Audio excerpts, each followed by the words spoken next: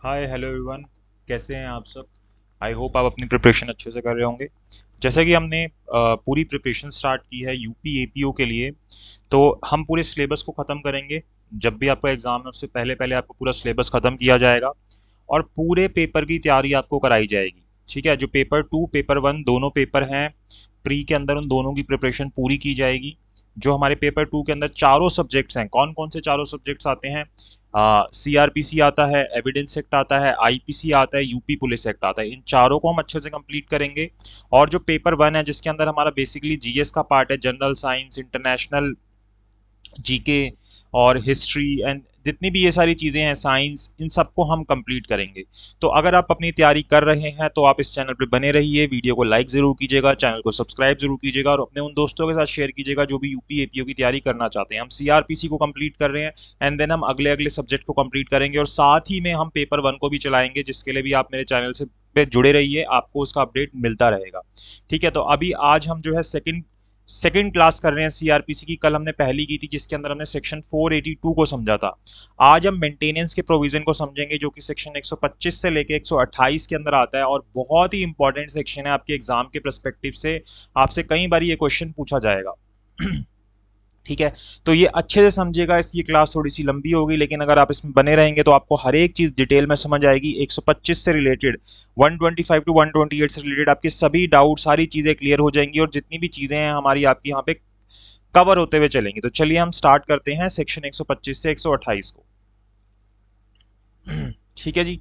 तो 125 से 128 जो है वो क्यों बनाया गया है? ये हमें इसलिए बनाया गया क्योंकि ये हमें एक स्पीडी, इफेक्टिव और इनएक्सपेंसिव रेमेडी देता है। कैसी? स्पीडी, इफेक्टिव और इनएक्सपेंसिव रेमेडी देता है। स्पीडी यानी कि बहुत जल्दी, इफेक्टिव मतलब कि क्योंकि क्रिमिनल हो जाता है इसके अंदर तरीका जो है सिविल प्रोसीडिंग की तरह ही चलता है लेकिन कहीं ना कहीं पनिशमेंट दी गई है, तो इसलिए काफी इफेक्टिव हो जाता है मेंटेनेंस दिलाने के लिए। और इनएक्सपेंसिव है क्योंकि क्रिमिनल प्रोसीडिंग्स के अंदर एक्सपेंसेस जो होते हैं कम लगते हैं in comparison to civil. Civil के अंदर कोर्ट फीस पे करनी पड़ती है, कई सारे और एक्सपेंसेस होते हैं, लेकिन क्रिमिनल में ये सारे एक्सपेंसेस नहीं होते। तो ये बेसिकली स्पीडी, इफेक्टिव और इनएक्सपेंसिव रेमेडी है। किसके लिए? उस पर्सन के लिए जिसको नेग्लेक्ट किया जा रहा है या फिर जिसको मना किया जा रहा है उसको मेंटेन करने से। जैसे जिसके ऊपर भी वो डिपेंडेंट है, अपने बच्चों पे डिपेंडेंट है, या कोई बच्चे जो है अपने पेरेंट्स पे डिपेंडेंट है, कोई वाइफ जो अपने हस्बैंड पे डिपेंडेंट है, अगर उनको इस तरीके से मना किया जा रहा है, वाइफ को, चिल्ड्रन को, पेरेंट्स को, तो वो लोग जो है इन प्रोविजंस को यूज कर सकते हैं। ठीक है, अब देखो सब्जेक्ट मैटर जो है जैसा कि मैंने आपको बताया कैसे नेचर का है, सिविल नेचर का है। लेकिन इसको हमने सीआरपीसी में क्यों डाल दिया? ताकि ज्यादा स्पीडी और इकोनॉमिकल हो सके। ये जो रेमेडी है इसको हम सही से प्रोवाइड कर सके, क्योंकि सिविल कोर्ट्स के अंदर जो चीजें होती हैं वो एक्सपेंसिव हो जाती है in comparison to criminal court. तो यहाँ पे हमें क्या करना है?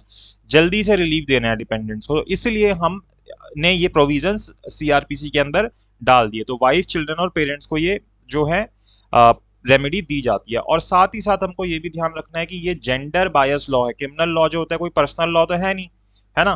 तो इसलिए आप किसी भी रिलीजन से बिलोंग करते हो, आपको ये रिलीफ मिलने के लिए इंटाइटल्ड हो गए आप।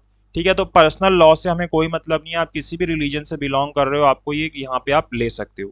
अब जो 125 सीआरपीसी है ना, इसके अंदर तो हमें बता रखा है कि जो ये प्रोसीडिंग है किसके सामने चलेगी? जुडिशियल मजिस्ट्रेट फर्स्ट क्लास के सामने चलेगी। लेकिन हमें फैमिली कोर्ट के बारे में भी पता होना चाहिए, जिसको भी हम आगे पढ़ेंगे, क्योंकि जो मेन प्रोसीडिंग्स है वो चलती फैमिली कोर्ट के पास ही है।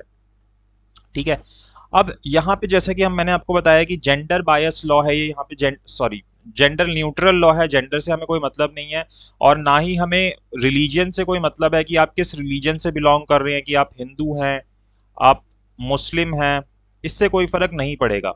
साथ साथ आप नोट बनाते हुए चलिएगा। जितनी बारी आप रिवाइज करेंगे, जितने अच्छे से नोट्स बनाएंगे, आपकी तैयारी उतनी अच्छी होगी। जितनी बारी आप पढ़ेंगे उतनी अच्छी तैयारी होगी, जितना टाइम आप डिवोट करेंगे उतनी अच्छी तैयारी होगी। तो आप लगातार चीज़ों को साथ साथ करते रहिए। जैसे जैसे मैं पढ़ा रहा हूँ वैसे वैसे पढ़ते रहिए, आप अपने आप आपकी तैयारी होती रहेगी, आपको पता भी नहीं चलेगा। ठीक है, अब ये केस आता है जो कि सुप्रीम कोर्ट का केस है, मोहम्मद अहमद खान वर्सेस शाह बानो बेगम। बहुत इंपॉर्टेंट केस है। जब भी आप पढ़ते होंगे 125 को तो आपने इस केस का नाम जरूर सुना होगा। इसके अंदर क्या हुआ था कि पार्लियामेंट ने इसी केस के बाद एक एक्ट बनाया था जिसका नाम था मुस्लिम women protection of rights on divorce act 1986। ठीक है, तो यहाँ पे क्या था कि ये बोला गया था कि जो डिवोर्स मुस्लिम वाइफ्स होती हैं वो क्या कर सकती हैं, जो भी अमाउंट है वो आप किस हिसाब से डिटरमाइन कर सकती हैं, इस एक्ट के हिसाब से डिटरमाइन कर सकती हैं। लेकिन उसके लिए उनके लिए ये भी पॉसिबल है, जो मुस्लिम स्पाउस होते हैं, कि या तो वो अपने आप को सेक्शन 125 के थ्रू ऑप्ट कर लें, या फिर सेक्शन जो कि इस एक्ट के अंदर दिया गया है 1986 के, इसके हिसाब से ऑप्ट कर लें, या तो इसके प्रोविजंस ले लें या इसके प्रोविजन ले लें। लेकिन आगे चल के हम देखेंगे कि इससे कोई फर्क नहीं पड़ेगा कि आप ऑप्ट कर रहे हो या नहीं कर रहे हो, ये पहले की कंडीशन है, आपको पहले ऑप्ट करना पड़ता था। अब लेकिन सुप्रीम कोर्ट ने क्लैरिफाई कर दिया है कि जो Muslim women protection of right on divorce act 1986 है, इसके अंदर क्या चाहिए होता था कि Muslim husband to make provision for future maintenance of the divorce Muslim wife. ठीक है, कि ये बोला था कि जो हस्बैंड है, मुस्लिम हस्बैंड है, उनको क्या करना पड़ता था फ्यूचर मेंटेनेंस के लिए, जो भी उनकी डिवोर्स मुस्लिम वाइफ है उनको कुछ ना कुछ अमाउंट पे करना पड़ता था, उनकी मेंटेनेंस को ध्यान रखना पड़ता था उनका हस्बैंड्स को। ठीक है, तो अब यहाँ पे ये भी बोला गया Daniel Latif versus Union of India के केस के अंदर कि a Muslim husband is liable to make reasonable and fair provision for the future of divorce wife which obviously include maintenance as well. तो भाई उनको क्या करना है, एक रीजनेबल एंड फेयर प्रोविजन बनाना है अपनी डिवोर्स वाइफ के लिए, जो भी उसके उनका जो फ्यूचर है उनके लिए, जिसके अंदर मेंटेनेंस जो है वो भी इंक्लूडेड रहेगा ही। ठीक है, और यहाँ पे ये चीज क्लियर की गई थी डेनियल लैटिफ के केस के अंदर ही कि ये जो मेंटेनेंस दिया जाएगा इस एक्ट के हिसाब से, वो इद्दत के पीरियड के बियॉन्ड भी होगा। तो यही बात बोली गई, एक्सटेंडिंग बियॉन्ड द इद्दत period must be made by the husband within इद्दत period by terms of section 31A of the act. तो ये चीज आपसे एग्जाम में पूछ सकता है कि कौन से केस के अंदर ये बोला गया था कि जो मेंटेनेंस पे होगा वो बियॉन्ड इद्दत पीरियड भी पे करना पड़ेगा मुस्लिम हस्बैंड्स को। तो वो डेनियल लैती वर्सेस यूनियन ऑफ इंडिया के केस के अंदर बोला गया था। फिर जो इसका सेक्शन 5 है वो क्या करता है, पार्टीज को ऑप्शन देता है कि वो मिल के डिक्लेयर कर सकते हैं कि वो अपने आप को इस एक्ट के थ्रू गवर्न करना चाहते हैं या फिर सेक्शन 125 टू 128 ऑफ सीआरपी से गवर्न करना चाहते हैं।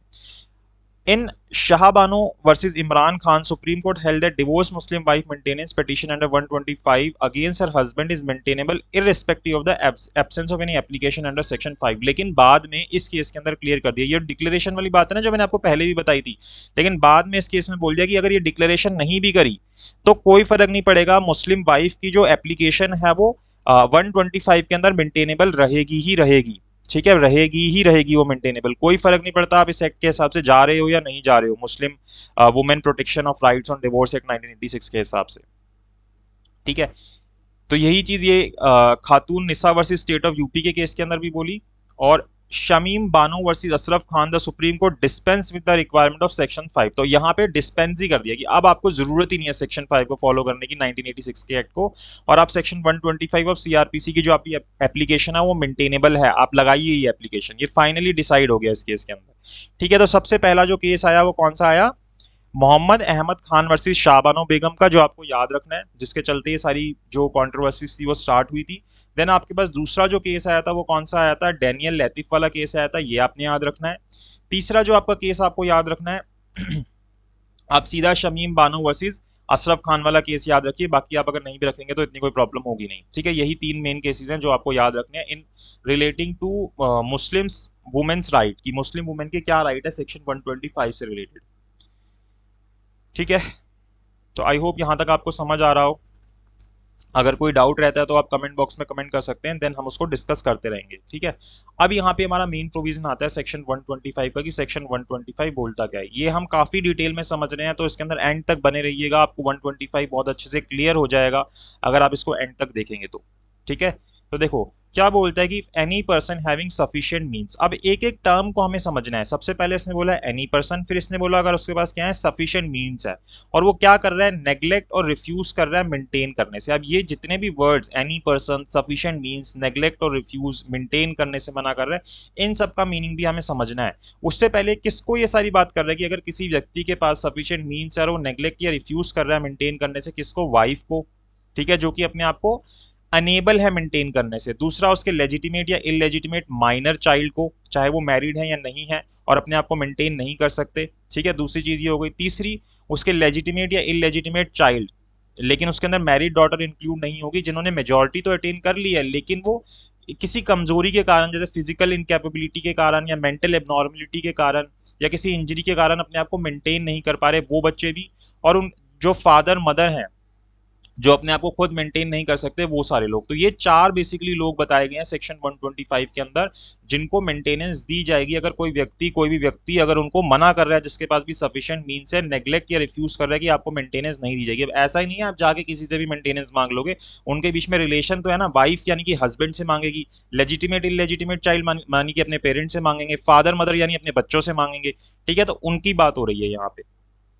अब देखो इनके एक एक टर्म को हम समझते हैं। सबसे पहले वाइफ की बात हमने की, तो वाइफ जो है सेक्शन 125 सबसेक्शन 1 के अंदर कौन सी वाइफ की बात हो रही है? लीगली वेडेड वाइफ की बात हो रही है। कैसी वाइफ? लीगली वेडेड वाइफ की बात हो रही है। ठीक है, अगर लीगल एंड वैलिड मैरिज नहीं है तो आप 125 सबसेक्शन 1 के अंदर नहीं आ सकते, एप्लीकेशन नहीं लगा सकते। लेकिन अभी आगे केस आएगा जहाँ पे लिव इन रिलेशनशिप को भी हम देखेंगे कि सुप्रीम कोर्ट ने बोला कि यहाँ पे भी जो मेंटेनेंस की एप्लीकेशन होती है वो मेंटेनेबल होती है, उसको आप लगा सकते होते हैं। ठीक है, तो यही चीज यहाँ पे बताई गई है कि किस तरीके से आपकी एप्लीकेशन जो है वो मेंटेनेबल होगी।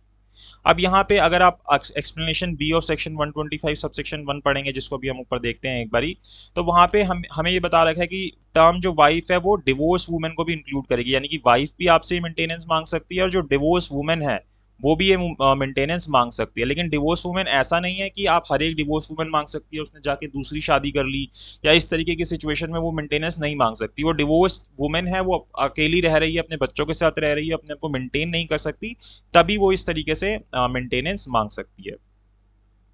ठीक है, तो यहाँ पे उसका लीगली वेडिड होना जरूरी होता है। लीगली वेडिड अगर वो होगी तभी तो फिर उसके बाद वो डिवोर्स कहलाएगी। अगर वो लीगली वेडिड ही नहीं थी तो फिर डिवोर्स वुमेन वो बनेगी भी नहीं, क्योंकि मैरिज ही वैलिड नहीं होगी अगर लीगली वेडिड नहीं थी तो।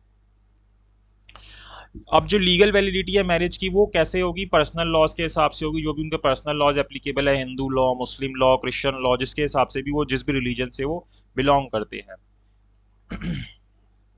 तो सुप्रीम कोर्ट ने हेल्ड किया कि हस्बैंड को प्रूव करना होता है कि जो उसकी फर्स्ट मैरिज है वो वैलिड है, to sustain is pleas that is second marriage was invalid, ताकि वो ये प्रूव कर सके कि उसकी जो सेकंड मैरिज थी वो इनवैलिड थी। क्योंकि हमने पढ़ा ही है कि अगर आप first, as per Hindu law क्या होता है कि जो भी हिंदू मैरिज एक्ट है उसके हिसाब से क्या होता है कि अगर आपकी फर्स्ट मैरिज है और आप सेकंड मैरिज कर लेते हो तो आपकी सेकंड मैरिज जो होती है इनवैलिड कहलाती है। तो ये बर्डन ऑफ प्रूफ हस्बैंड के ऊपर आएगा कि उसको ये प्रूफ करना पड़ेगा कि मेरी फर्स्ट मैरिज जो थी वो वैलिड थी, इसलिए मेरी सेकंड मैरिज जो है इनवैलिड है। तो ये सारी चीजें जो है बर्डन ऑफ प्रूफ उसके ऊपर डाला गया है इन चीजों को प्रूफ करने के लिए। ठीक है, तो ये सारी चीजें सुप्रीम कोर्ट अपने हिसाब से बीच बीच में कुछ कुछ बताता रहता है। अब यहाँ पे हमारे सामने आती है एक इंपॉर्टेंट चीज, it is interesting to note that development of new approach to granting maintenance in context of protection from women domestic violence act 2005, the supreme court in D Velusamy versus D Patchaiammal rule that women who has marriage like relationship, तो ये marriage like relationship की मतलब क्या हो गया? Live in relationship, कि आप साथ रह रहे हो, दुनिया वालों को ये दिखा रहे हो कि हम एक तरीके से हस्बैंड वाइफ की तरह रह रहे हैं। तो मैरिज लाइक रिलेशनशिप के अंदर चाहे वो लीगली वेडिड वाइफ नहीं है सेक्शन 125 के हिसाब से, मतलब लीगली वेडिड वाइफ नहीं है, लेकिन सेक्शन 125 को हम तब भी यूज कर सकते हैं मेंटेनेंस देने के लिए, protection of women from domestic violence act. ठीक है, सेक्शन 125 और protection of women from domestic violence act, इन सबको यूज कर सकते हैं इवन अगर वो जो मैरिज थी वो उनकी लीगली वेडिड वाइफ नहीं थी या लीगल मैरिज नहीं थी, वो सिर्फ एक हस्बैंड वाइफ के रिलेशनशिप की तरह रह रहे थे, रियलिटी में उन्होंने शादी नहीं की थी। तो इसी तरीके का एक केस आया Chaumaniya versus Virendra Kumar Singh Khushwa, the court examine the president regarding the acceptance of marriage like relationship and the conflicting opinion in, क्योंकि इस वाला जो केस है ना, यमुना बाई अनंतराव अधव वर्सेस अनंतराव शिवराम अधव, इसके अंदर पहले मना किया गया था कि ये जो लीगली मैरिज लाइक रिलेशनशिप्स होते हैं ये मेंटेनेबल नहीं होते, इसके अंदर हम नहीं दे सकते। लेकिन इसके अगेंस्ट पे सुप्रीम कोर्ट ने अपने डिसीजंस दिए, laying down that wife should be legally wedded and referred the conflict to larger bench. However, the court decided that the protection of women from domestic violence should be applicable to women seeking maintenance under section 125, the court reason thus। तो इसके लिए court ने reason भी दिया कि क्यों इस तरीके से अलाउड होना चाहिए, कि क्यों एक मैरिज लाइक रिलेशनशिप के अंदर भी मेंटेनेंस देना चाहिए या प्रोटेक्शन देनी चाहिए डोमेस्टिक वायलेंस एक्ट के हिसाब से। ठीक है, so the Supreme Court granted relief under Act 2005 even to a woman who left matrimonial home on 4 July 2005 before the act came into force on October 26 2006। तो कोर्ट ने even जो supreme court है उन्होंने इवन जो domestic violence का relief है इस act के आने से पहले के भी अगर कोई एक्ट हुए हैं उनके ऊपर भी इसको एप्लीकेबल किया इस इन फैक्ट्स के थ्रू कि एक वुमेन जो थी उन्होंने अपना घर 4 जुलाई 2005 को छोड़ दिया था, उनको भी ये रिलीफ दिया गया डोमेस्टिक जो हमारा वायलेंस एक्ट 2005 है उसके हिसाब से, जबकि ये जो एक्ट था वो 2006 के अंदर इफेक्टिव के अंदर आया था 26 अक्टूबर से। ठीक है, देन हमें क्या देखना है कि जो वाइफ है वो किसी भी एज की हो सकती है, उससे कोई नहीं फर्क पड़ता कि वो माइनर है या मेजर है। तो वाइफ जो है यहाँ पे किसी भी एज की हो सकती है, चाहे वो बिलो 18 हो या फिर अबव 18 हो, उससे कोई फर्क नहीं पड़ेगा। Although the child marriage restrain act as amended by act 2 of 1978 make its punishable to contract a marriage with minor girl. अब वो अलग बात है कि अगर आप माइनर गर्ल के साथ मैरिज करते हो, उसका कॉन्ट्रैक्ट करते हो, तो पनिशेबल है अगर वो लड़की 18 साल से कम की है। लेकिन the validity of such marriage is not affected by the contravention of child marriage restrain act. लेकिन कहीं पे भी जब हम हिंदू मैरिज एक्ट भी पढ़ते हैं या कहीं और पे भी पढ़ते हैं तो ये नहीं बोला गया कि जो मैरिज है वही इनवैलिड हो जाएगी। तो इसलिए अगर वाइफ जो है वो इवन माइनर भी थी तो वो लीगली वेडेड वाइफ ही कहलाएगी और उसको भी मेंटेनेंस पे करना पड़ेगा आपको, अगर वो भी मेंटेनेंस मांगने आ रही है, अगर वो 18 से कम की है जब जिस वक्त उसकी शादी हुई है। ठीक है, तो ये चीज हमारी यहाँ पे कंप्लीट होती है। उसके बाद हम अगली बात पे आते हैं कि जो मोहम्मद अहमद खान वर्सेस शाह बानो बेगम केस, ये तो हम पहले भी डिस्कस कर चुके हैं कि ये जो हमारा सेक्शन है क्या कहते हैं रिलीजियस न्यूट्रल है, तो जो मुस्लिम वुमेन्स है उनको भी यहाँ पे राइट दिया जाएगा। इसके बारे में तो हम काफी सारा डिस्कस कर चुके हैं पहले। ठीक है, तो पहली बात हो गई कि मेंटेनेंस किसको पे किया जा रहा है, वाइफ को पे किया जा रहा है। अब वाइफ से रिलेटेड आपने चीजें पढ़ ली, लीगली वेडेड वाइफ होनी चाहिए, माइनर मेजर दोनों हो सकती है, मैरिड लाइक रिलेशनशिप हो सकता है। ठीक है, तो ये सारी चीजें आपको ध्यान में रखनी है।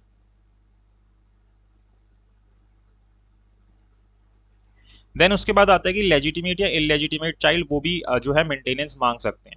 अब ये किस तरीके से मांग सकते हैं, अगर मान लीजिए एक चाइल्ड जो है माइनर है तो उससे कोई फर्क नहीं पड़ेगा कि वो मैरिड है या नहीं है, वेदर इट इज मैरिड और not. For the purpose of this chapter explanation A of section 125 A defines minor age meaning, क्योंकि माइनर का मीनिंग हमें दे रखा है कि जो इंडियन मेजोरिटी एक्ट से देख लेना, तो 18 से कम की उम्र का जो भी व्यक्ति होता है उसको हम माइनर मान लेते हैं।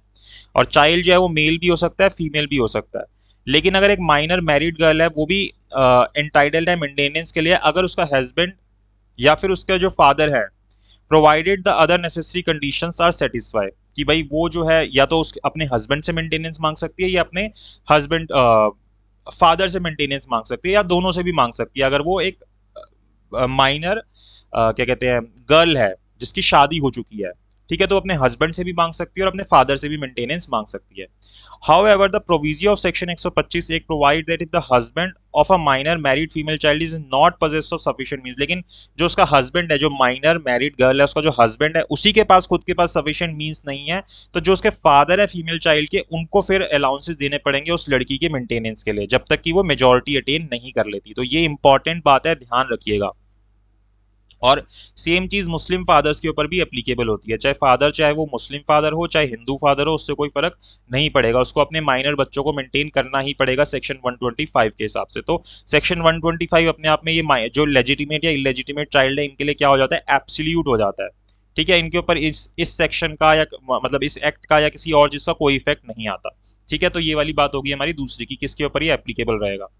अगर यहाँ तक कोई डाउट है तो आप कमेंट बॉक्स में कमेंट करते रहिएगा, मैं साथ साथ आपको रिप्लाई करता रहूंगा। ठीक है, देन तीसरी चीज आती है कि legitimate or illegitimate abnormal child हुआ एट ऑन मेजोरिटी। तो आपको पढ़ के ही पता चल रहा है कि कोई अगर मेजर चाइल्ड है मतलब 18 से ऊपर भी हो गया लेकिन वो मेंटली कैपेबल नहीं है, फिजिकली कैपेबल नहीं है, अपने आप को मेंटेन नहीं कर सकता, तो इस सिचुएशन के अंदर वो मेंटेनेंस मांग सकता है।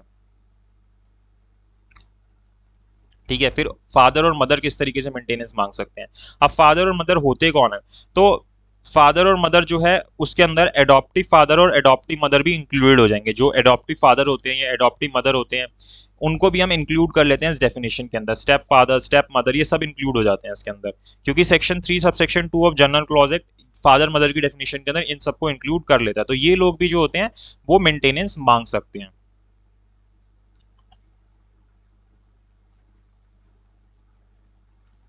अब देखो जो चाइल्डलेस स्टेप मदर होती है वो मेंटेनेंस मांग सकती है अपने स्टेप सन से, provided she is a widow or her husband is living is also incapable of maintaining her. तो ये आपने बात याद रखनी है कि अगर एक स्टेप मदर एक स्टेप सन से मेंटेनेंस मांग रही है, स्टेप चाइल्ड से मेंटेनेंस मांग रही है, तो उस सिचुएशन के अंदर क्या होना चाहिए कि ये जो स्टेप मदर है इसके कोई भी क्या नहीं होने चाहिए, या तो वो विडो होनी चाहिए, या फिर जो इसके हस्बैंड है वो जीवित तो हो लेकिन उनके वो कैपेबल ना हो मेंटेन करने के लिए इस वाइफ को, तो वहां पे वो अपने स्टेप सन से मेंटेनेंस मांग सकती है। लेकिन अगर उस मदर के अपने खुद के नेचुरल बच्चे हैं, सन्स या डॉटर्स हैं, और वो अलाइव हैं, उसके हस्बैंड भी अलाइव है, तो फिर वहां पे वो मेंटेनेंस नहीं मांग सकती अपने स्टेप सन से। जब उसके नेचुरल बच्चे तो उनसे जाके मेंटेनेंस मांगो ना। तो ये चीज काफी सारे केसेस के अंदर भी कंफर्म की गई। ठीक है, ये एक केस आ जाता है जिसके अंदर जो स्टेप मदर होती है उसकी बेटी जो होती है वो जीवित तो होती है अपनी फर्स्ट मैरिज से, लेकिन उसकी जो बेटी होती है वो अब खुद ही इसमें पोजीशन में नहीं होती कि वो मेंटेन कर सके उसको। तो यहाँ पे फिर उसके जो स्टेप सन होता है, जो सेकंड मैरिज से स्टेप सन होता है, वो उससे मेंटेनेंस मांग लेती है, तो वहां पे फिर वो मेंटेनेबल हो जाता है। तो ये सारी बातें आ जाती हैं, इनको साथ में नोट करते रहना, अदरवाइज आपको याद नहीं रहेंगी ये बातें। अब कुछ एसेंशियल्स हैं जो कि हमें ध्यान रखने हैं मेंटेनेंस ग्रांट करते हुए, कि ये चीजें जो हैं होनी इंपॉर्टेंट है, एसेंशियल्स हैं। अगर ये चीजें होंगी तभी यहाँ पे हम 125 के अंदर किसी को मेंटेनेंस देंगे, अदरवाइज नहीं देंगे। तो सबसे पहली चीज क्या आती है कि जो व्यक्ति जिस व्यक्ति से मेंटेनेंस मांगी जा रही है मस्ट हैव सफिशिएंट मीन्स, उसके खुद के पास सफिशिएंट मीन्स हो। ठीक है, अब यहाँ पे मतलब क्या है, इसका मतलब क्या है, मीन्स वर्ड का मतलब क्या होता है। तो यहाँ पे इसका मतलब सिर्फ ये नहीं है कि कोई विजिबल मीन्स की बात हो रही है कि भाई इसके पास घर है, इसके पास गाड़ी है, इसके पास प्रॉपर्टी है, सिर्फ इसकी बात नहीं हो रही है, इसके पास जॉब है, इस तरीके की बात नहीं कर रहे हैं। यहाँ पे हम बात कर रहे हैं मीन्स का मतलब होता है कि भाई इसके पास मीन्स है मेंटेन करने के, यानी कि इसके पास इस तरीके से एबल्ड बॉडी है कि वो काम करके कोई काम जो भी है जिस चीज के वो कैपेबल है वो करके वो अपनी वाइफ को, चिल्ड्रन को, पेरेंट्स को सपोर्ट कर सकता है। तो उसको हम बोल देते हैं कि उसके पास सफिशिएंट मीन्स है। तो यहाँ पे एक तरीके से वाइडर मीनिंग देखा गया है मीन्स का, कि मीन्स का मतलब क्या होता है। The court have gone to the extent laying doubt that husband may be insolvent, की हो सकता है कि हस्बैंड इंसॉल्वेंट हो, प्रोफेशनल बैगर हो, माइनर हो, मोंक हो, लेकिन उसको अपनी वाइफ को सपोर्ट करना है जब तक कि उसकी बॉडी जो है एबल्ड बॉडी है, ठीक है, और वो अपनी लाइवलीहुड जो है वो अर्न कर सकता है। तो उससे कोई फर्क नहीं पड़ता कि आपके पास क्या है क्या नहीं है, यहाँ पे आपसे मेंटेनेंस मांगा जा सकता है अगर आपकी बॉडी जो है वो एबल्ड बॉडी है। आप काबिल हो कि कोई काम करके आप पैसे कमा सकते हो, कितने कमा सकते हो उससे कोई फर्क नहीं पड़ता। तो सबसे पहली बात क्या है कि आपके पास सफिशिएंट मीन्स होने चाहिए कि आप से मेंटेनेंस मांगी जा सके। ठीक है, तो ये बात आपने ध्यान रखनी है, ये वही पहले वाला वर्ड हम 125 का डिस्कस कर रहे हैं, अपने साथ बेरेक जरूर रखना आप। ठीक है, neglect or refusal to maintain, वो क्या कर रहा हूँ, नेग्लेक्ट कर रहा हूँ या फिर रिफ्यूज कर रहा हूँ मेंटेन करने से। तो जिससे भी मेंटेनेंस मांगी जा रही है वो नेग्लेक्ट या रिफ्यूज कर रहा हूँ मेंटेन करने से पर्सन को, जो भी इंटाइटल्ड है मेंटेनेंस के लिए। जो चार लोग हमने पढ़े अभी, कि वाइफ होगी, ठीक है, लेजिटिमेट इलेजिटिमेट माइनर चाइल्ड हो गई, लेजिटिमेट इलेजिटिमेट मेजर चाइल्ड हो गया अगर वो फिजिकली इनकैपेबल या मेंटली इनकैपेबल है, या फादर या मदर हो गए। ठीक है, तो उनको नेग्लेक्ट या रिफ्यूज किया जा रहा है। कैसे नेग्लेक्ट या रिफ्यूज करते हो, या तो आप बाय वर्ड्स करते हो कि नहीं मैं आपको मेंटेनेंस नहीं दूंगा, मैं आपको खर्चा नहीं दूंगा, ये सारी चीजें नहीं करूंगा, या फिर अपने कंडक्ट से कि उनको आप चीजें ही नहीं दे रहे, आप उनको रहने नहीं दे रहे, आप उनको परेशान कर रहे हो। तो दोनों तरीके से कर सकते हो, एक्सप्रेस भी हो सकता है, इम्प्लाइड भी हो सकता है। एक्सप्रेस इम्प्लाइड कैसे हो गया कि भाई आपके कंडक्ट से पता चलेगा, या आप वर्ड करके कर बोलोगे कि भाई मैं नहीं दूंगा।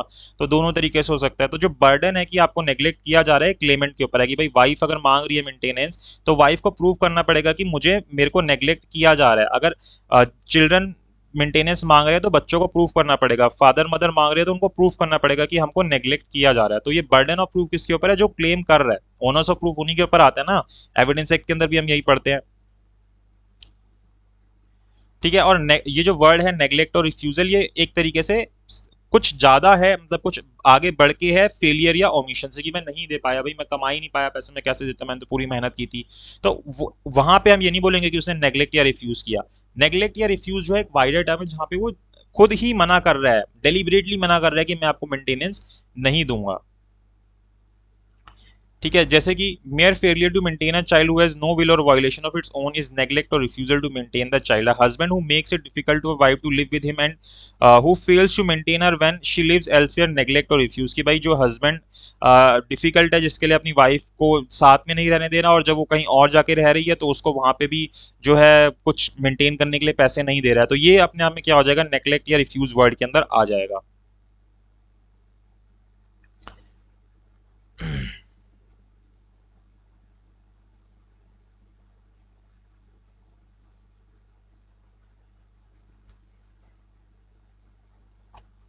अच्छा, यहाँ पे एक चीज हमें और ध्यान रखनी है कि जहाँ पे ये भी प्रूव हो जाता है कि कोर्ट के सामने की जो हस्बैंड है वो इम्पोर्टेंट है, वहां पे भी और वहां पे वो अपनी मैरिटल ऑब्लिगेशंस नहीं कर पा रहा होता, तो ये लीगल और मेंटल क्रुएल्टी दोनों के अंदर आ जाएगा, और ये जस्ट ग्राउंड होगा as contemplated by the aforesaid proviso for wife's refusal to live with her, कि भाई मैं नहीं रहूंगी इसके साथ, ये एक जस्ट ग्राउंड है।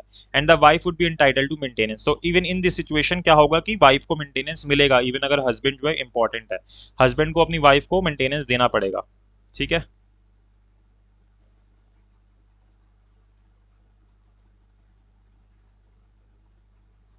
देन जो एक्सप्लेनेशन है सेकंड प्रोविजो की 125(3) की, वो क्या बोलती है कि अगर हस्बैंड जो है किसी और वुमन से शादी कर लेता है या अपने साथ मिस्ट्रेस रखता है, तो वहां पे भी जो उसकी फर्स्ट वाइफ हो तब भी एंटाइटल्ड होगी मेंटेनेंस के लिए, और वो खुद मना कर सकती है कि मैं आपके साथ नहीं रहूंगी। जबकि इवन अगर नॉर्मली देखा जाए, अगर वो खुद रिफ्यूज करती है रहने से जबकि हस्बैंड कह रहा है कि साथ में रहिए, तो वहां पे फिर उसको मेंटेनेंस नहीं मिलता। लेकिन यहाँ पे वो मना भी कर सकती है अगर वो दूसरी शादी कर लेता है या अपने साथ मिस्ट्रेस रखता है, एंड देन इवन अगर वो रिफ्यूज कर देती है वाइफ साथ में रहने से, तो वहां पे मेंटेनेंस जो है वो देनी पड़ेगी हस्बैंड को।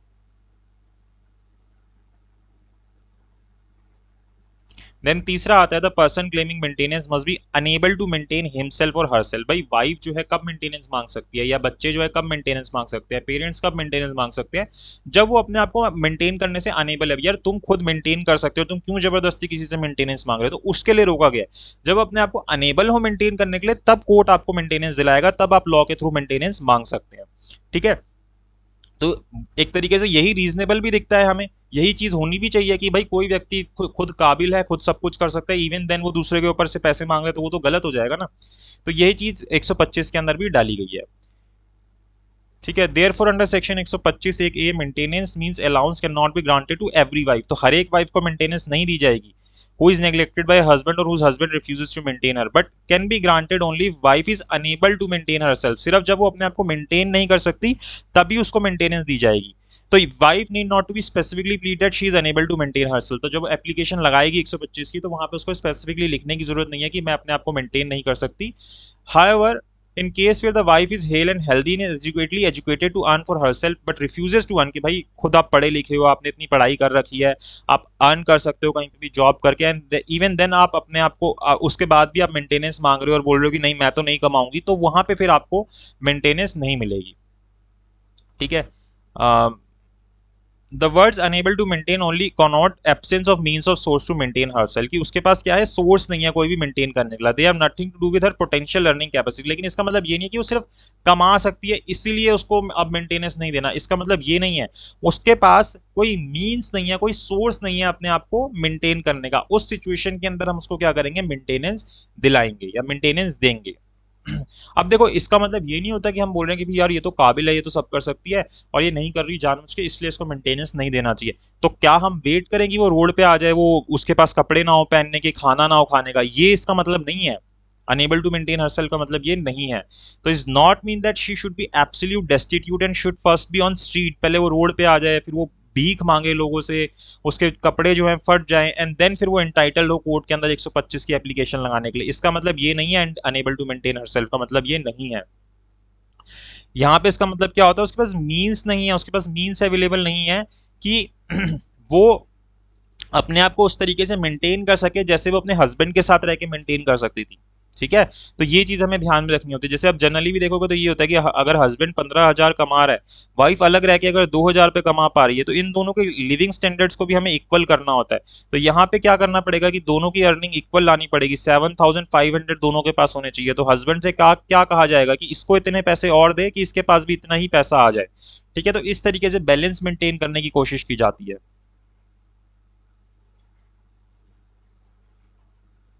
चौथी चीज आती है special provision for maintenance of minor married girl. अच्छा, अब हमने ये एक माइनर मैरिड गर्ल के लिए जो मैंने आपको ऊपर भी बताया था कि हमने एक स्पेशल प्रोविजन उसके अंदर रखा हुआ है कि अगर माइनर मैरिड गर्ल है तो वो अपने हस्बैंड से भी मेंटेनेंस मांग सकती है, अपने फादर से भी मेंटेनेंस मांग सकती है। लेकिन जहाँ पे उसके हस्बैंड के खुद के पास ही एडुकेट मीन्स नहीं होते, तो वहां पे फिर वो अपने फादर से मेंटेनेंस मांग सकती है। तो यही चीज हमके बता रहा है कि can claim maintenance from her husband if he is having sufficient means neglect to maintain her.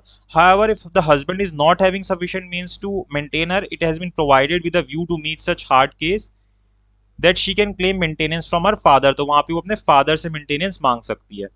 Then when the maintenance is claim by wife from her husband she must not be living in an adultery. तो ये बात हमको ध्यान रखनी है कि जब कोई वाइफ अपने हस्बैंड से मेंटेनेंस मांग रही है तो उस वक्त वो अडल्ट्री में ना रह रही हो। अगर वो अडल्ट्री में रह रही है अपनी मर्जी से तो फिर वहां पे उसको मेंटेनेंस नहीं मिलेगी, मेंटेनेंस नहीं दी जाएगी। ठीक है, तो ये हर जगह पे इसका मतलब यही होता है। तो लेकिन जो एक सिंगल एक्ट ऑफ अडल्ट्री होता है ये अपने आप में एनफ नहीं होगा कि वाइफ को मेंटेनेंस ना दी जाए, वो कॉन्टिन्यूसली अडल्ट्री के अंदर रह रही हो। ठीक है, then she must not refuse without just ground to live with her husband. ऐसा नहीं कि जानबूझ के खुद ही मना कर रही हो, नहीं मैं तो रहूंगी नहीं तेरे साथ, मैं तो खुद ही बाहर जाके रहूंगी, और कोई बेमतलब में बिना किसी रीजन के कोई जस्ट ग्राउंड नहीं है तो और मेरे को मेंटेनेंस दे, तो मना कर दिया जाएगा कि क्यों रह रही है जब वो तेरे को रख रहा है साथ, सब कुछ हो रहा है, फिर भी तुमको क्यों मेंटेनेंस चाहिए। अगर उसके पास जस्ट ग्राउंड है कि भाई जैसे वो इंपॉर्टेंट हो गया, उसको मारता पीटता है, क्रुएलिटी करता है उसके साथ, तो वो अलग जाके रह रही है, तो फिर उसको यहाँ पे मेंटेनेंस जो होता है वो पे किया जाता है। ठीक है, अब जैसे उसके हस्बैंड जो अपने साथ मिस्ट्रेस रख लेता है, किसी और वुमेन से शादी करके उसको घर पे ले आता है, तो ये अपने आप में क्या है, जस्ट ग्राउंड होता है कि भाई मैं नहीं साथ रह सकती, मेरे को अलग रहना है, उसके लिए मुझे मेंटेनेंस भी पे किया जाए। ठीक है, तो इस तरीके से जस्ट ग्राउंड होना चाहिए, वहां पे मेंटेनेंस मिल जाता है। Then she must not be living separately by mutual concern, कि दोनों ही खुद ही अपनी मंजूरी से अलग रह रहे हो, आप क्यों आप आके मेंटेनेंस मांग रहे हो। ए और बी हस्बैंड वाइफ थे, दोनों आपस में सहमत हुए कि हम एक साथ नहीं रह सकते, हम अलग अलग रहेंगे। तो अब यहाँ पे वाइफ जो है ऐसे बाद में जाके मेंटेनेंस नहीं मांग सकती, जबकि वो म्यूचुअल कंसर्न से अलग अलग रह रहे थे। तो इन तीन जगहों पे, जो ये तीन जगह देखिए, यहाँ पे वाइफ जो होती है वो मेंटेनेंस नहीं मांग सकती। एक तो जब वो म्यूचुअल कंसर्न से अलग रह रहे हैं, वो अडल्ट्री के अंदर रह रही है, या फिर वो बिना जस्ट ग्राउंड के अलग जाके रह रही है, तो फिर मेंटेनेंस नहीं मिलता। ठीक है, यहां तक क्लियर है? अगर कोई डाउट है तो आप साथ साथ कमेंट बॉक्स में कमेंट करते रहिए। ठीक है, चलिए फिर आगे चलते हैं। आगे क्या बोल रहा है इसके अंदर कि jurisdiction of magistrate to deal with maintenance proceeding. अब कौन से जज जो होंगे वो इसके साथ डील करेंगे, कि किनके पास जुरिसडिक्शन रहेगी 125 के अंदर, कि किस जज के पास केस चलेगा। ठीक है, तो जो जुडिशियल मजिस्ट्रेट फर्स्ट क्लास होते हैं उनके पास जुरिसडिक्शन होती है कि उनके पास ये केस चलेगा, जो भी 125 टू 128 का होगा, और वही इसके ऊपर डिसाइड करेंगे। और it has been provided in clause G of section 461 that if any magistrate not being empowered by law in this behalf makes order of maintenance his proceeding shall be void। तो ये चीज आपने ध्यान रखनी है। आप जब भी आपसे वो पूछेगा जुरिसडिक्शन के बारे में, आप ये तो लिख दोगे जुडिशियल मजिस्ट्रेट फर्स्ट क्लास, लेकिन आप ये लिखना भूल जाओगे कि अगर वो जेएम फर्स्ट क्लास के अलावा कोई और डिसीजन देता है तो उस सिचुएशन में क्या होगा। तो ये बात आपने ध्यान रखनी है कि अगर इस तरीके से जेएम फर्स्ट क्लास के अलावा कोई और यहाँ पे डिसीजन दे देता है मेंटेनेंस के ऊपर, तो अपने आप में वॉइड होगा। क्यों वॉइड होगा? क्योंकि सेक्शन 461 का जो क्लॉज जी है वो इसके लिए मना करता है। तो ये वाली चीज आपने याद रखनी है, साथ साथ नोट बनाते हुए चलना। टेरिटोरियल जुरिसडिक्शन की बात करें तो यहाँ पे टेरिटोरियल जुरिसडिक्शन के रिगार्डिंग हमें क्या बता रखा है कि कहाँ कहाँ पे हम इस पिटीशन को फाइल कर सकते हैं, किस डिस्ट्रिक्ट के अंदर हम पिटीशन फाइल कर सकते हैं। तो किसी भी डिस्ट्रिक्ट में कर सकते हैं जहाँ पे वो है, यानी कि ही इज, जहाँ लड़का है, या फिर जहाँ पे ही और इज वाइफ रिसाइड, जहाँ पे वो दोनों रिसाइड करते हैं वहां पे किया जा सकता है, या फिर जहाँ पे वो लास्ट रिसाइडेड थे together as husband and wife, की अगर वो ए प्लेस पे दोनों साथ में आखिरी में रहे थे, अब दोनों अलग अलग जगह पे जाके रह रहे हैं, तो इस डिस्ट्रिक्ट के अंदर भी वो केस को फाइल कर सकते हैं with the mother of illegitimate child। ठीक है, however whenever family court have been established, लेकिन आपको ये ध्यान रखना है कि जहां पे भी हमने जिन भी डिस्ट्रिक्ट्स के अंदर फैमिली कोर्ट्स को एस्टेब्लिश कर दिया है, और उन वहां पे फिर ये जो मेंटेनेंस के केसेस है वो फैमिली कोर्ट के पास चलेंगे। ठीक है, section 7(2) subsection 2A of family court act के हिसाब से। तो पावर तो जेएम फर्स्ट क्लास को दी गई है, ठीक है, लेकिन जहां पे भी फैमिली कोर्ट्स को एस्टेब्लिश कर दिया गया है वहां पे फैमिली कोर्ट्स इन प्रोसीडिंग को चलाएंगे। ये आपसे एमसीक्यू के अंदर पूछ सकता है। ठीक है, चाहे यूपी एपी हो या फिर कोई और आपका जुडिशरी का एग्जाम हो, वहां पे इस तरीके के क्वेश्चन आ सकते हैं। तो ये आपको ध्यान रखना है। तो जहां पे भी उनको कन्वीनियंट लगता है इस हिसाब से आप चीजें कर सकते हैं। यानी कि अब देखो यहाँ पे क्या है कि ना, जो वाइफ है ना उसको ज्यादा कन्वीनियंट बनाया गया, उसके लिए चीजें ज्यादा कन्वीनियंट बताई गई है। तो यहाँ पे क्या होता है कि जहां पे भी वाइफ रह रही है, ठीक है, वहां पे भी प्रोसीडिंग को स्टार्ट किया जा सकता है, वहां पे भी एप्लीकेशन को फाइल किया जा सकता है, ताकि उसको ज्यादा प्रॉब्लम ना हो। जो वाइफ और चाइल्ड जो है मेंटेनेंस के लिए अप्लाई कर रहे हैं, जहां पे वो आखिरी में रह रहे हैं ना एट प्रेजेंट, जैसे मान लो यहाँ पे रह रहे हैं, तो जिस जैसे ए प्लेस पे रह रहे हैं, जबकि इन तीनों में से कोई कोई भी जगह नहीं है जहाँ जो भी हमने ऊपर पढ़ी है, जहाँ पे वो फाइल करना चाहती है, किसी और ही जगह पे जाके रह रही है, तो जहाँ पे रह रही है ना वाइफ, वहां पे भी एप्लीकेशन मेंटेनेंस की फाइल कर सकती है।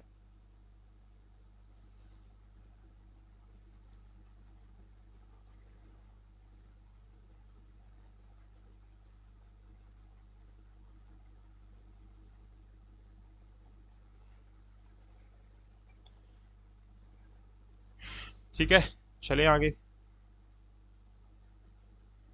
अब क्या प्रोसीजर रहता है यहाँ पे, तो सेक्शन 126 के सबसेक्शन 2 और 3 के अंदर बता रखा है इसका क्या प्रोसीजर है, subsection 2 and subsection 3 of section 126 के अंदर।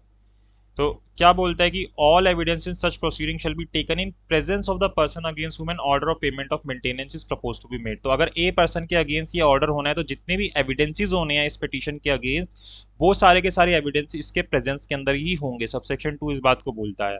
और when is personal attendance is dispense, लेकिन मान लो उसकी पर्सनल अटेंडेंस को डिस्पेंस कर दिया गया है तो जो उसका प्लीडर है वो प्रेजेंट रहना चाहिए ये सारे एविडेंसेस होते वक्त, ठीक है, उसकी प्रेजेंस के अंदर ही होने चाहिए।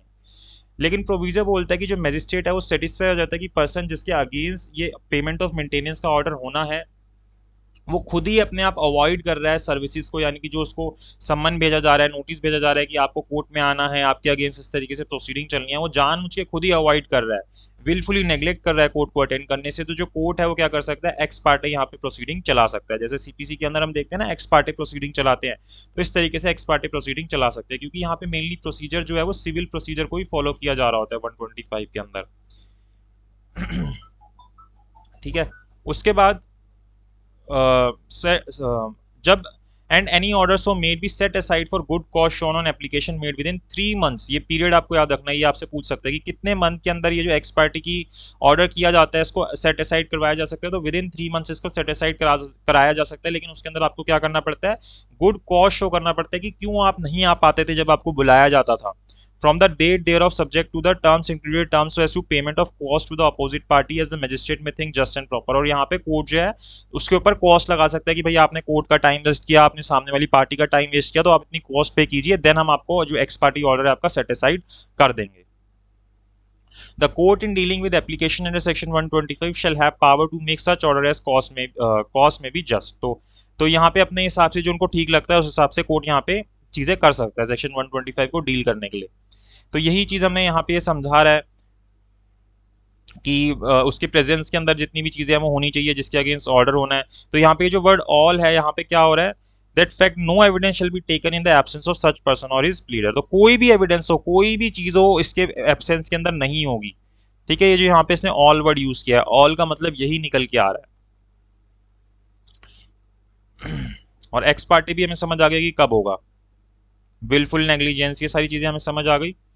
The service referred to above one person proceeded again can be effected only in the manner prescribed in section 62। तो किस हिसाब से हम जो सम्मन सर्व करेंगे वो सेक्शन 62 के अंदर जो हमें दे रखा है उसके हिसाब से करेंगे, सीआरपीसी के अंदर जो सर्विस ऑफ सम्मन के बारे में बात करता है, या फिर 63 टू 67 की भाई वहां पे गए वहां नहीं मिला तो हम बाहर लगा के आ सकते हैं, वो जो सारे तरीके नहीं पड़ते उन सब तरीके से हम यहाँ पे सम्मन को सर्व कर सकते हैं।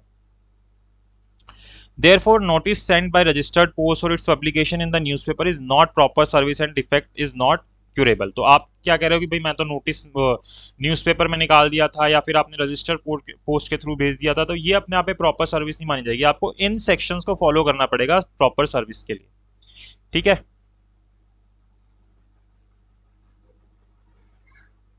ठीक है जी।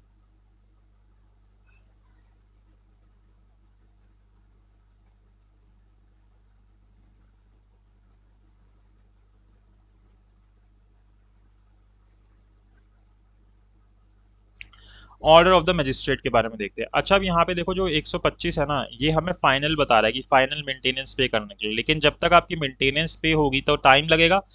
तो भाई इस बीच में क्या करूं, मेरे पास तो खर्चा नहीं उठाने के लिए, तो कोर्ट क्या करता है आपको इंट्रिम मेंटेनेंस दे देता है, पेंडेंट लाइट है जिसको हम बोलते हैं इंट्रिम मेंटेनेंस, कि जब तक प्रोसीडिंग चल रही है तब तक आप इसको इतनी मेंटेनेंस पे करते रहो। तो magistrate after scrutinising and weighing the evidence and upon satisfaction of essential conditions for granting maintenance mention in para जो अभी हमने ऊपर पढ़ी थी, may order the person proceed against to make monthly allowances for maintenance of the applicant. तो वहां पे बोल देगा कि मंथली आपने इतने इतने 3,000 रुपये प्रति महीना, 10,000 रुपये प्रति महीना, जिस हिसाब से भी कोर्ट को ठीक लगता है उस हिसाब से वाइफ चाइल्ड फादर मदर के लिए ऑर्डर कर देगा कि आप इनको इस मंथली रेट से आप इनको ये पैसा जो है पे करोगे। और साथ ही साथ हमें और क्या बोला है, magistrate may order that father of legitimate or illegitimate minor female child to make such allowances to such applicant child until she attains her majority. तो वो जो माइनर चाइल्ड की शादी हो गई थी ना, जो अपने फादर से भी और हस्बैंड से भी मेंटेनेंस मांग सकती थी, लेकिन हस्बैंड से नहीं मांगा या हस्बैंड के पास सफिशिएंट मींस नहीं थे तो फादर से मांगना पड़ा। तो फादर कब तक वो मेंटेनेंस पे करेंगे, जब तक वो जो माइनर गर्ल चाइल्ड है जिसकी शादी कर दी थी वो मेजर नहीं हो जाती, उसके बाद फिर फादर की लाइबिलिटी नहीं रहेगी। अब जो सेक्शन 125 एक है वो क्या बोलता है, उसके अंदर वर्ड ना मे यूज हुआ है। तो मे का मतलब क्या होता है कि कोर्ट ऑर्डर कर सकता है, तो यानी कि कोर्ट की क्या दी गई है, डिस्क्रिशन दी गई है। ठीक है, वो इंक्वायरी करेगा उसके बाद मेंटेनेंस को अवॉर्ड करेगा। तो पक्का नहीं होता कि कोर्ट मेंटेनेंस ऑर्डर करे ना करे। तो कोर्ट जो है अपने को जुडिशियल प्रिंसिपल्स को फॉलो करते हुए, जितनी भी चीजें अभी हमने पढ़ी उनको देखते हुए, इक्विटी को देखते हुए उसके बाद डिसाइड करता है कि इतनी मंथली मेंटेनेंस पे करनी है या नहीं करनी है मंथली मेंटेनेंस पे। ठीक है, तो ये सब चीजें, इनकम देखना, ये सारी चीजें देखना, वो फिर उनको देख के करता है। जैसे कि कोर्ट जो होता है वो इनकम सर्टिफिकेट लेता है दोनों पार्टीज से कि आप अपना इनकम सर्टिफिकेट दीजिए। इनकम सर्टिफिकेट एक तरीके से एफिडेविट के ऊपर दिया जाता है कि हम मंथली इतना अर्न करते हैं। अब आप अगर एफिडेविट पे गलत बोलोगे तो आप अपने आप में एक ऑफेंस कर रहे हो। और साथ में फिर यहाँ पे इनकम सर्टिफिकेट का एक फॉर्मेट भी बताया गया सुप्रीम कोर्ट के द्वारा, रजनीश नेहा वर्सेस रजनीश के केस के अंदर। तो उसको फॉलो करके आपके इनकम सर्टिफिकेट फाइल करना पड़ता है कोर्ट के अंदर। तो वो चीज़ें आपको फॉलो करनी पड़ती है, एंड देन कोर्ट उनको देख के फिर मेंटेनेंस के ऑर्डर जो होता है वो आ, करता है कि भाई इतना इतना मेंटेनेंस जो है वो पे करने की ज़रूरत है।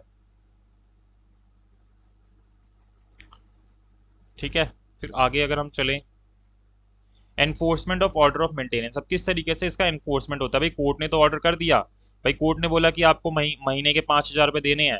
अब सामने वाली पार्टी नहीं कर रही, हस्बैंड या वाइफ दोनों में से कोई पे नहीं कर रहा जिसके अगेंस्ट भी हुआ है।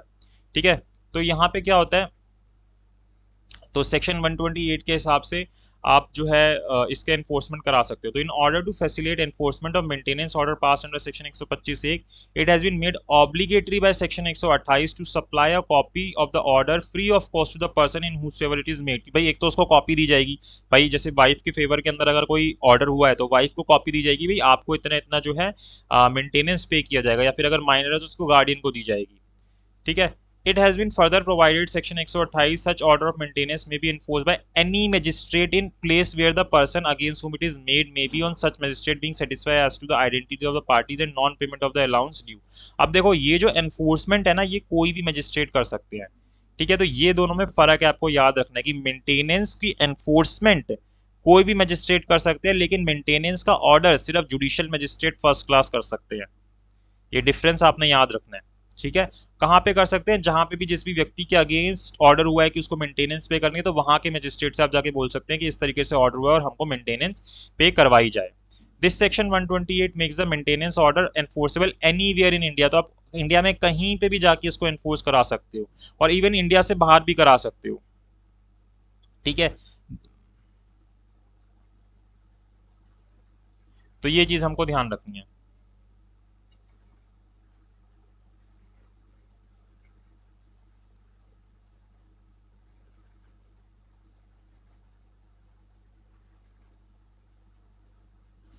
अब देखो यहाँ पे क्या आता है, section 125 subsection 1 fails without sufficient cost to comply with the order. कि भाई किसी के अगेंस्ट मेंटेनेंस के ऑर्डर हुए थे कि उसको मंथली पे करना है या इस तरीके की चीजें करनी है, और वहां पे बिना किसी सफिशिएंट कॉस्ट के वो इसको कंप्लाई नहीं करता, तो जो मजिस्ट्रेट है उसको क्या एम्पावर दे रखी है कि जब भी वो ब्रीच करेगा ऑर्डर का, जैसे मान लो हर महीने बोला गया कि आपको 5,000 पे करनी है, पहले महीने पे करता है, दूसरे महीने नहीं पे करता, फिर पे कर देता है, फिर पे कर देता है, तो ये जो बीच में से पे नहीं किया ना, यहाँ पे इसने ब्रीच कर दिया इसको। मान लो ये 2 महीने पे करने के बाद फिर से वो पे नहीं करता, फिर दूसरी बारी ब्रीच कर दिया, तो ये जो हर एक बारी ब्रीच कर रहा है ना, वो इसके लिए बोल रहा है to issue a warrant for levying the amount due. कि इसके लिए वारंट इशू कर सकते हैं कि भाई ये जो अमाउंट ड्यू है, जो भी जिस तरीके से फाइन्स को रिकवर किया जाता है, इसी तरीके से इसको भी रिकवर किया जाए। और साथ ही साथ ये पावर भी दी गई है कि उसको सेंटेंस भी किया जा सकता है, जेल भी भेजा जा सकता है अगर वो यहाँ पे मेंटेनेंस का अमाउंट नहीं पे कर रहा।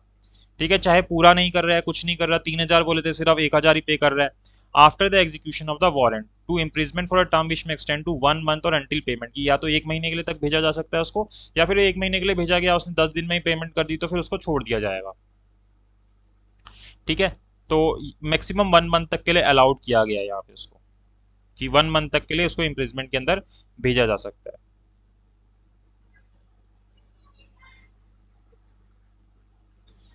ठीक है जी। देन उसके बाद आता है cancellation of order of maintenance. किस तरीके से जो ऑर्डर ऑफ मेंटेनेंस होते हैं उसको कैंसिल भी किया जा सकता है। तो क्या प्रूफ करना पड़ता है कि आपको, अगर on proof that wife in whose favour the order of section 125 एक हैज बीन मेड, कि जहां पे भाई वाइफ के फेवर में आपने ऑर्डर कर दिया कि मेंटेनेंस देनी है, लेकिन ये प्रूफ कर दिया जाए कि वो अडल्ट्री में रह रही है, या फिर बिना किसी सफिशिएंट रीजन के वो अलग जाके रह रही है, या फिर वो म्यूचुअल कंसर्ट से अलग होकर रह रहे थे, तो फिर जो मजिस्ट्रेट है उनके पास ये पावर होती है कि वो जो ऑर्डर मेंटेनेंस का किया गया था उसको कैंसिल कर दे 125 सबसेक्शन 5 के हिसाब से। ठीक है।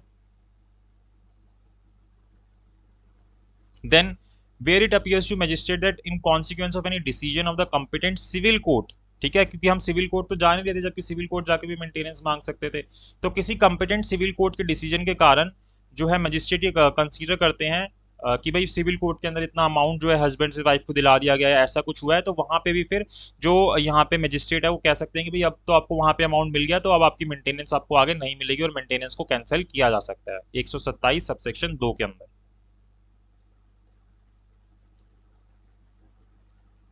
ठीक है। तीसरा, where any order has been made under section 125 in favor of woman who has been divorced by or has obtained a divorce from her husband, the magistrate shall be satisfied that woman has after the date of such divorce remarried। तो अगर वो जो wife है वो दोबारा से remarry कर लेती है जिसको मेंटेनेंस का ऑर्डर किया गया था, तो फिर जो मजिस्ट्रेट है वो क्या कर देते हैं, कैंसिल कर देते हैं जिस दिन से रीमैरिज हुई है, कि अब आगे से आपको मेंटेनेंस नहीं मिलेगा। ठीक है। दूसरी चीज, the woman has been divorced by her husband and that she has received whether before or after the said order the whole of the sum which under any customary or personal law applicable to the parties was payable on such divorce cancel such order। कि भाई कोई एक एक बड़ा amount पे करना होता है, वो बड़ा अमाउंट पे कर दिया तो वहां पे फिर मेंटेनेंस नहीं जाएगी। भाई आपको एक साथ हमने 15 लाख दे दिया, अब आपकी मेंटेनेंस नहीं बनती क्योंकि आपको इतना बड़ा अमाउंट दे दिया, तो वहां पे भी फिर मेंटेनेंस को कैंसिल किया जा सकता है। ठीक है। The women has obtain divorce from her husband that she has voluntarily surrender her right of maintenance. वो खुद ही कह देती है यार मुझे नहीं चाहिए, मैं खुद ही छोड़ना चाहती हूँ, मुझे मेंटेनेंस नहीं चाहिए, मैं खुद कर लूंगी अपने डिवोर्स के बाद या जो भी है, तो फिर वहां पे कोर्ट कहता है ठीक है आप खुद नहीं चाहते तो हम आपका ये ऑर्डर जो है वो कैंसिल कर देते हैं कि आपको मेंटेनेंस अब नहीं दी जाएगी।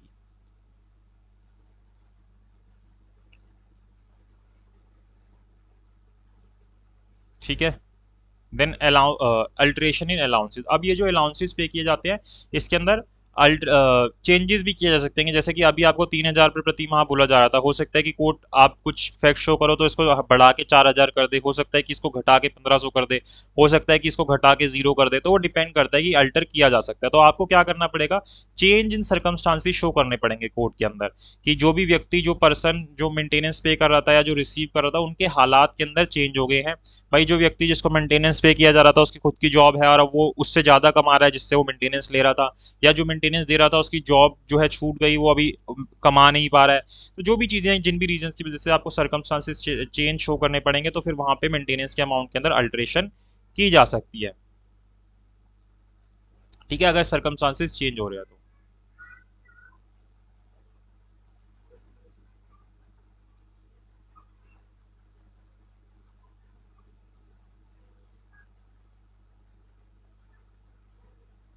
एंड देन आखिरी चीज आ जाती है कि जो सिविल कोर्ट होंगे वो भी इन चीजों को ध्यान में रखेंगे कि कितना सम जो है सेक्शन 125 के अंदर मेंटेनेंस के तौर पर पे कर दिया गया। जैसे भाई हस्बैंड जो है वाइफ को इतना मेंटेनेंस पे कर रहा है, आप सिविल कोर्ट में आप इतना अमाउंट मांग रहे हो, हस्बैंड पहले ही इतना मेंटेनेंस पे कर चुका है, तो सिविल कोर्ट ध्यान रखेगा अच्छा इतना अमाउंट पहले पे हो चुका है, तो अब इतना अमाउंट जो है मैं सिर्फ और पे करवाऊंगा। तो यानी कि अगर आप अलग अलग लॉज के थ्रू मेंटेनेंस मांग रहे हो, आप HMA के थ्रू भी मांग रहे हो, आप 125 के थ्रू भी मांग रहे हो, आप डोमेस्टिक वायलेंस के थ्रू भी मांग रहे हो, तो मतलब कहीं ना कहीं से आप और ना अमाउंट सिविल केसेस के थ्रू भी अमाउंट मांग रहे हो, तो फिर कोर्ट जो है इन सबको कंसीडर करता है कि भाई कितना अमाउंट है, थोड़ी ना कि यहाँ से भी 50,000 मांग रहा है, यहाँ से भी मांग रहा है, यहाँ से भी मांग रहा है, ऐसे तो कुछ बचेगा ही नहीं दूसरी पार्टी के पास। तो इन सब चीज़ों को ध्यान रखा जाता है। तो ये 125 के बारे में इन डिटेल है। आई होप आपको चीज़ें समझ आ गई हों, आपको केसेस भी समझ आ गए हों जो मैंने आपको बताए हैं। और अगर आपको वीडियो अच्छी लगी हो तो लाइक कीजिएगा, शेयर कीजिएगा, चैनल को सब्सक्राइब जरूर कीजिएगा। इस तरीके से हम यूपी एपीओ की पूरी तैयारी करते रहेंगे। आप मेरे साथ 21 अगस्त तक बने रहिएगा, हम पूरा सिलेबस जो है वो खत्म करेंगे। ठीक है। सीआरपीसी कौन कौन से सब्जेक्ट, सीआरपीसी करेंगे, एविडेंस करेंगे, आईपीसी करेंगे, यूपी पुलिस एक्ट करेंगे, और पेपर 1 की भी पूरी तैयारी करेंगे जो पार्ट 1 है जिसके अंदर जीके वाला पार्ट आ जाता है। ठीक है। तो पूरी वीडियोस देखिए, लाइक कीजिए, शेयर कीजिए, सबको बताइए कि इस तरीके से यहाँ पे हम तैयारी करें ताकि वो भी अपनी प्रिपरेशन कर सकें। तो अगर आपको पसंद आया तो इसको लाइक जरूर कीजिएगा और अपनी तैयारी करते रहिए, साथ साथ नोट्स बनाते रहिए। चलिए, thank you so much for watching this video.